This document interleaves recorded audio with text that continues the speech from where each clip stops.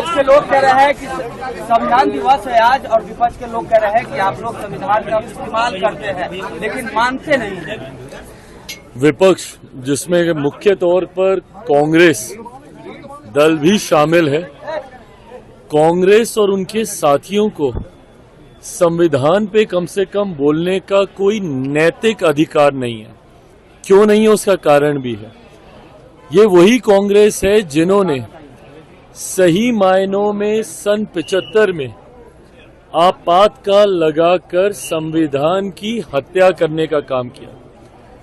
देश में अगर कभी समय के किसी कालखंड में अगर लोकतंत्र की हत्या की गई तो वो सन 75 में आपातकाल लगाकर कांग्रेस की ही सरकार के द्वारा की गई। दूसरा कारण, आज जब मेरे प्रधानमंत्री आदरणीय नरेंद्र मोदी जी ने जिस तरीके से बाबा साहेब को सम्मान देने का काम किया, उनसे जुड़े हुए जितने भी स्थल थे जहां उन्होंने शिक्षा हासिल की, लंदन में हो या जहां उन्होंने नागपुर में दीक्षा हासिल की, वो दीक्षा भूमि हो, या महाराष्ट्र मुंबई में चैत्य भूमि हो, या दिल्ली में जहां वो रहते थे वो हो, या मऊ में जहां उनका जन्म हुआ हो, इन सारे स्थलों को जिस तरीके से विकसित कर उन्हें पंच तीर्थ के तौर पर प्रधानमंत्री जी ने विकसित कर बाबा साहेब को सम्मान देने का काम किया, उसके बाद कांग्रेस और उनके घटक दलों को डॉक्टर बाबा साहेब भीमराव अंबेडकर जी की याद आई। 89 से पहले तक बाबा साहेब की एक तस्वीर तक भारत की संसद में नहीं थी।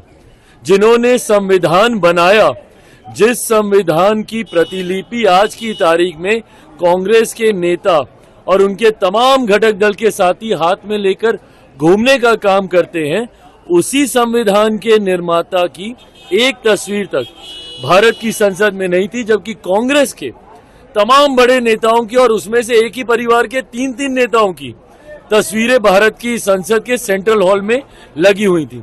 ये वही कांग्रेस पार्टी है जिन्होंने बाबा साहेब को हरवाने का काम किया, और आज इनको वही संविधान के निर्माता याद आते हैं, आज इनको वही संविधान याद आता है। हकीकत है, सिर्फ झूठ बोलना इनका काम है। लोकसभा चुनाव में भी इन्होंने झूठ बोला कि अगर नरेंद्र मोदी जी तीसरी बार देश के प्रधानमंत्री बनेंगे तो संविधान की हत्या हो जाएगी, आरक्षण खत्म कर दिया जाएगा, लोकतंत्र समाप्त कर दिया जाएगा। आज लगभग 6 महीने होने को आए। बताएं किसका आरक्षण छीन लिया गया, कहां का संविधान खत्म कर दिया गया, या कौन से लोकतंत्र की हत्या कर दी गई। सिर्फ झूठ बोलना कांग्रेस और इनके घटक दलों का काम है, और यही परिणाम, यही कारण है कि महाराष्ट्र जैसे राज्यों में जहां इनके बड़े से बड़े घटक दल एक साथ हैं, वहां पर इनकी इतनी बड़ी हार होती है। हरियाणा जैसे राज्यों में जहां एक तरफा इनको समर्थन मिलना चाहिए था, वहां इनकी बड़ी हार होती है। क्यों? क्योंकि धीरे धीरे जनता अब इनके झूठ को समझ गई है। इसीलिए आज संविधान दिवस, आज से पहले मुझे बताइए किसने मनाया था संविधान दिवस? जब तक नरेंद्र मोदी जी की केंद्र में सरकार नहीं आई थी, 26 नवंबर को कोई याद भी नहीं करता था, कोई जानता भी नहीं था। संविधान दिवस मनाना तो बहुत दूर की बात है, इन्होंने कभी इस दिवस का जिक्र तक नहीं किया। आज जब मेरे प्रधानमंत्री जी के नेतृत्व में बार बार इस संकल्प को दोहराया जाता है कि देश चलेगा तो सिर्फ संविधान के आधार पर, उस बात से विपक्ष और कांग्रेस के नेता, राजद के नेता बौखलाते हैं, घबराते हैं। आरक्षण को बढ़ाने के लिए आनंद मोहन ने कहा है कि चिराग पासवान ने एनडीए के उम्मीदवारों को ही दरकिनार किया, हम लोग के उम्मीदवार के पास आए तक नहीं चुनाव के प्रचार के लिए। देखिए, पहली बात तो वो किसी राजनीतिक सक्रिय राजनीति से वो जुड़े हुए नहीं हैं। उनकी बात पे किसी प्रकार की प्रतिक्रिया देना कोई जरूरी नहीं है, पर हाँ, उनके परिवार के कई सदस्य सक्रिय राजनीति में हैं और वो ऐसे घटक दल में हैं जो हम लोग के गठबंधन का हिस्सा है। ऐसे में सुझाव बस इतना देंगे, जिनका आप जिक्र कर रहे हैं वो हमारे मुख्यमंत्री जी की कृपा पर जेल से वो बाहर आए हैं, और किस संगीन आरोप में वो जेल के अंदर थे। ऐसे में पुनः उसी समाज से आने वाले लोगों पर, जिस समाज के ऊपर उनके ऊपर आरोप लगे थे, पुनः उसी समाज के लोगों पर जब वो एक उंगली उठा रहे हैं कि उन्होंने किसका साथ दिया नहीं दिया, मैं बस उनको इतना सुझाव दूंगा कि वो खुद एक राजनीतिक परिवार से आते हैं, भले खुद सक्रिय राजनीति में नहीं हो, पर उनके परिवार के सदस्यों को आगे भी चुनाव लड़ना है, सब करना है। ऐसे नाम लेकर पासवानों के ऊपर इस तरीके से उंगली उठाना, पासवान समाज के ऊपर इस तरीके से उंगली उठाना, मुझे नहीं लगता कि गठबंधन में, क्योंकि उनके परिवार के सदस्य हैं, ये उचित है। बाकी उन्होंने जो कहा नहीं कहा, जैसा मैंने कहा, वो सक्रिय राजनीति में नहीं है, तो उनके जवाब देना कोई जरूरी को नहीं। लेकर के तेजस्वी यादव कह रहे हैं 85% जो है वो देना चाहिए, एक बिल लाना चाहिए विधानसभा में जिसको हम लोग सब पास कर दें आरक्षण को। मेरी समझ में नहीं आता कि जब ये लोग सरकार में होते हैं, ये सारी सोच इनकी जहन में तब क्यों नहीं आती है? ये तमाम चीजें विपक्ष में जाने के बाद इनके संज्ञान में क्यों आने लगती है? आज जब ये सारी बातें बोलते हैं, कुछ दिनों पहले मेरे प्रधानमंत्री का स्वागत करते हुए बोल रहे थे कि अच्छा होता अगर वो विशेष राज्य का दर्जा लेकर आते। ये लोग केंद्र सरकार का हिस्सा थे कि नहीं थे? और उस वक्त तो नीति आयोग होता था, आज की तारीख में जो प्लानिंग कमीशन उस वक्त प्लानिंग कमीशन होता था, आज की तारीख में जो नीति आयोग है, तो उस वक्त तो ऐसे सहज प्रावधान भी थे। अगर ये चाहते, आज की तारीख में अगर हम लोग प्रावधानों का जिक्र करें तो कई ऐसे प्रावधान है जिसकी वजह से हम लोग को ये कठिनाई आ रही है। पर उस वक्त जब इनकी पार्टी लगातार निरंतरता में केंद्र सरकार का हिस्सा थी, क्यों नहीं इन लोगों ने बिहार को विशेष राज्य का दर्जा दिलवा दिया? और एक ऐसा समय भी था जब बिहार में भी इनकी सरकार, केंद्र में इनकी सरकार, क्यों नहीं इन लोगों ने ऐसी इन कार्यों को इन्होंने कर दिया?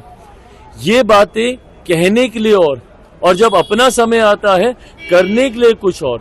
ये आपकी सोच को दर्शाता है कि आप इन मुद्दों पर, ऐसे मुद्दे जो इतने सेंसिटिव हैं, जो इतने गंभीर हैं, उसमें सिर्फ आप राजनीतिक सोच करना चाहते हैं, आप सिर्फ राजनीति करना चाहते हैं, ये गलत है। एक आखिरी सवाल लेंगे। लोकसभा में 100% स्ट्राइक रेट रहा, झारखंड में भी 100% स्ट्राइक रेट रहा, बिहार की तैयारी जो आपने शुरू कर दी है, प्रभारी जो है आपने फिर से अरुण भारती जी को नियुक्त किया है, तो तैयारी जो है कितनी सीटों पर आप लोगों की चल रही है? उम्मीद कितनी सीटों? देखिए, सबसे पहले तो मुझे खुशी है इस बात की, और मैं अपने संगठन के तमाम साथियों का, जो बिहार में है, जो झारखंड में है, मैं सबका मैं धन्यवाद दूंगा कि आज उन्होंने मेरे नेता, मेरे पिता आदरणीय रामविलास पासवान जी के उस सपने को पूरा किया, जहां उनकी चाहत थी कि लोक जनशक्ति पार्टी का भी प्रतिनिधित्व करने वाले विधायक झारखंड की विधानसभा में हों।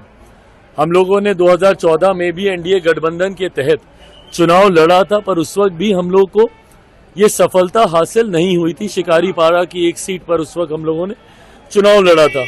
मुझे खुशी है कि चतरा में गठबंधन के तहत एक सीट पर हम लोगों को चुनाव लड़ने का मौका मिला, और उस सीट को एक बड़े मार्जिन से, लगभग 19,000 वोटों के मार्जिन से जनार्दन पासवान जी ने जीतने का काम किया, जिससे अब लोक जनशक्ति पार्टी रामविलास की उपस्थिति एक और राज्य में हो गई है। बिहार में जहां 5 सांसद हैं, तो वहीं नागालैंड में हम लोग के 2 विधायक हैं, अब 1 विधायक हम लोगों का झारखंड में भी है। तो ये मेरे उस नेता के सपने को पूरा करता है, जिसमें आदरणीय रामविलास पासवान जी ने पार्टी के विस्तार को देखा था।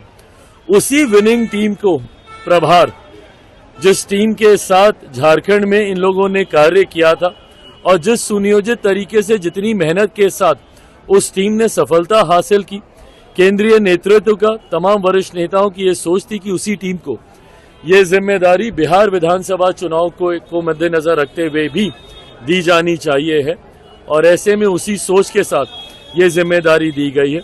मैं मानता हूं 100% स्ट्राइक रेट के साथ अभी तक हम लोग आगे बढ़ते जा रहे हैं। बिहार से पहले दिल्ली में भी चुनाव होने हैं, उसमें भी अगर मौका मिला तो हम लोग अपना यही स्ट्राइक रेट बरकरार रखना चाहेंगे। बट सबसे ज्यादा महत्वपूर्ण है कि अगले साल जो बिहार विधानसभा में चुनाव हो रहे हैं, सीटों की संख्या गठबंधन के भीतर ही तय होंगी, उससे पहले मैं आपके साथ कतई साझा नहीं कर सकता हूं। पर हाँ, जितनी सीटें लड़ेंगे 100% स्ट्राइक रेट उसमें भी रहे, यही लक्ष्य मेरा और मेरी पूरी टीम का है। Thank you.